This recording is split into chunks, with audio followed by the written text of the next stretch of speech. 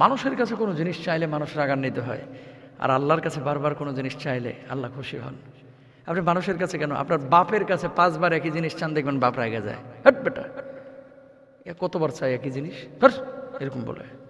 আর আল্লাহর কাছে যত বেশি আপনি চাইবেন আল্লাহ তত বেশি খুশি হয়। সুবহানাল্লাহ, কত বড় রহমের অধিকারী, দয়ার অধিকারী আমার আল্লাহ সুবহানাহু ওয়া তাআলা।